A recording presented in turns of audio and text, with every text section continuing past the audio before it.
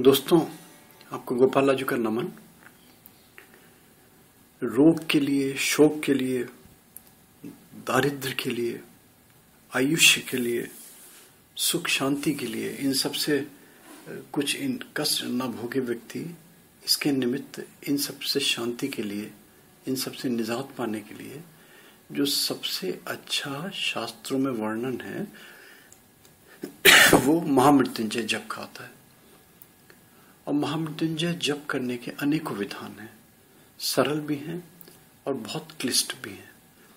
तो जो क्लिष्ट विधान है, देखिए, वो तो जिसमें पांडित्य है, जो पात्र है मंत्र जाप करने का, अनुष्ठान करने का, पूजा पाठ करने का, वो ही करेगा। मगर बहुत सारी ऐसी चीजें हैं कि व्यक्ति स्वयं कर सकता है। रोगी व्यक्ति, जो पीड़ित व्यक्ति है, वो स्वयं कर सकता है।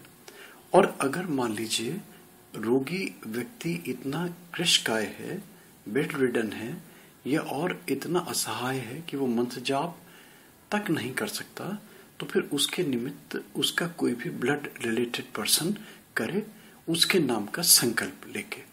संकल्प में सिर्फ इतना करना होता है, हाथ में चावल लीजिए, उसमें गंगा जल लीजिए और मन में मानसिक रूप से ध्यान कीजिए, मानसिक रूप से शब्द बोलिए कि मैं अपने इस पर्टिकुलर प्रियजन या इसका नाम जो भी है उसके लिए, उसके निमित्त महामृत्युंजय का जाप कर रहा हूं। प्रभु इसको इन रोगों से, इन कष्टों से मुक्ति दे, और बस जल्द जमीन पे छोड़ दीजिए और अनुष्ठान प्रारंभ कीजिए। ये सरल सब प्रक्रिया। इसमें एक कठिनाई आएगी। 3 मैं आपको अलग अलग बता रहा हूं। दशांश द्रव्य कौन से हैं? इन द्रव्यों का अगर हवन करते हैं, अगर मंत्र नहीं जाप करते, इन द्रव्यों से, अगर दशांश द्रव्यों से अगर अलग अलग आप अपने सामग्री तीनों जो मैं बता रहा हूं लेके अगर आप हवन करेंगे तो भी आपको बहुत अच्छा लगेगा। कम से कम घर से जो निगेटिविटी है वो दूर होगी। ये तीन इसके कॉम्बिनेशंस हैं अलग अलग हवन सामग्री के, दशांश हवन सामग्री के। ये आप नोट कर लीजिए, यही इसमें इंपॉर्टेंट चीज है। बस सिलारस, गूगल, चंदन, जटामासी, लुबान, राल, खस, नख, भीमसेनी कपूर और कस्तूरी। दूसरा कॉम्बिनेशन है मधु, नागरमोथा, गोघृत, चंदन, गूगल, अगर, शिलाचनु, सरई का धूप, गुड़, पीली सरसों। और तीसरा दशांश द्रव्य का कॉम्बिनेशन है गूगल, गंधक, चंदन, जटामासी, सतावरी, सज्जी, खस, गोघृत, कपूर और कस्तूरी। इनमें से जो भी कॉम्बिनेशन सुलभता से आपको मिल जाए वो आप उपलब्ध कर लीजिए। ये जो देसी दवाएं बेचते हैं, इनके पास आपको ये 3 कॉम्बिनेशन बताए हैं, ये आपको मिल जाएंगे। ये बना के रख लीजिए आप। इनसे हवन करना है। हवन का जो रोगी पीड़ित व्यक्ति के लिए, जिसके लिए कर रहे हैं, या पीड़ित व्यक्ति स्वयं कर रहा है, जो भी कंडीशन है आपकी, जो भी तरीका है, सोमवार से प्रारंभ करना है, किसी भी सोमवार से, और 3 सोमवार तक यही सेम प्रक्रिया रखनी है। अगर मान लीजिए रोग बहुत क्लिष्ट है तो फिर कंटिन्यूएशन में 3 सोमवार तक आप करते रहिए। बस इतना इसमें विकल्प है, इतना इसमें विधान है कि पहले सोमवार को हवन सामग्री सहित कीजिए और अंतिम सोमवार को हवन सामग्री सहित कीजिए। बीच के सारे दिनों में मंत्र जाप करते रहिए। पहले सोमवार को, दूसरे सोमवार को और तीसरे सोमवार को मंत्र जप करने से पहले अपने सामने गंगा जल, थोड़ी सी तुलसी दल और सफेद दखनी मिर्च, अगर ब्लड प्रेशर नहीं है तो, और अगर ब्लड प्रेशर है तो भी एक आधी आप ले सकते हैं। संख्या निश्चित करती है आपकी अपनी रुचि पे, आपने अपनी डाइजेस्टिव पावर पे कितना आप रेलिश करते हैं, कितना आपका बॉडी रेजिस्ट करता है, उसके अकॉर्डिंगली। ये जब पाठ खत्म हो तब इसको प्रसाद स्वरूप ग्रहण कर लें।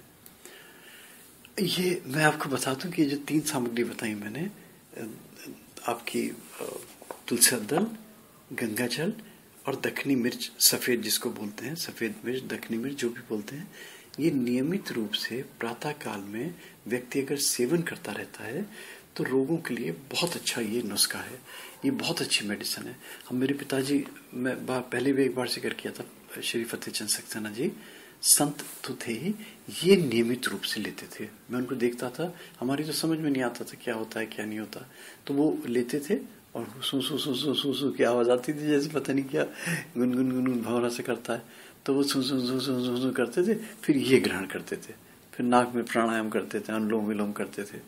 तो वो सारी चीजें हम आज देखते हैं तो सोचते हैं, बताओ यार 40-50 साल पहले कोई शख्स, तब तो किसी को पता भी नहीं था क्या है कैसे, ना इतने ज्ञान था, ना इतनी आदमी को इतनी बुद्धि थी, ना ही कोई इस तरीके से ऐसे बताने वाला था। अब इतने बताने वाले हैं, करने वाला नहीं है कोई।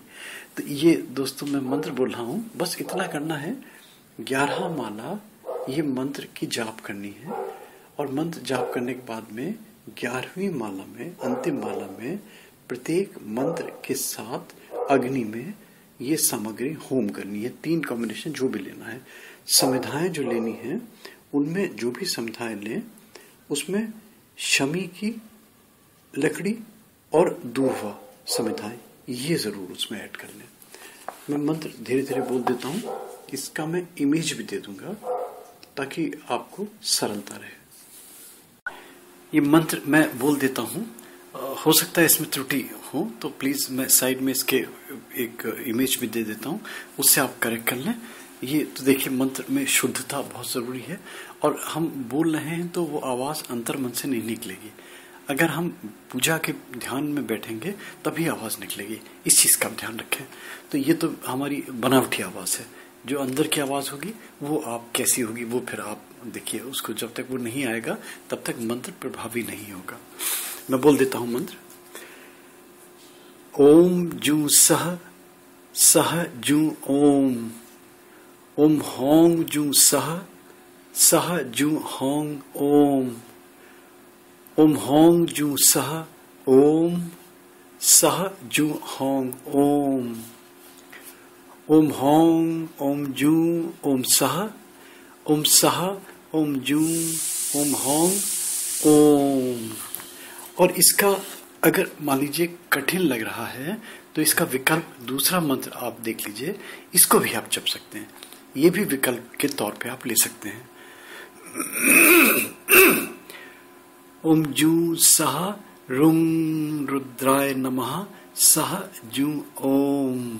फिर से बोल देता हूं एक बार, ओम जू सह रुंग रुद्राय नमः सह जू ओम। और अगर ये भी क्लिष्ट लगता है तो सबसे अच्छा, सबसे सरल, सबसे प्रभावशाली मंत्र जो बीज होते हैं वो बहुत ही इफेक्टिव होते हैं। मैंने पहले भी आपको इसका विवरण दिया था। ये केवल ओम जू सह, ओम होंग जू सह, मात्र इतना। एक बार फिर बोल देता हूं, ओम होंग जू सह, ओम होंग जू सह, ओम होंग जू सह। अंदर से आवाज निकलनी चाहिए।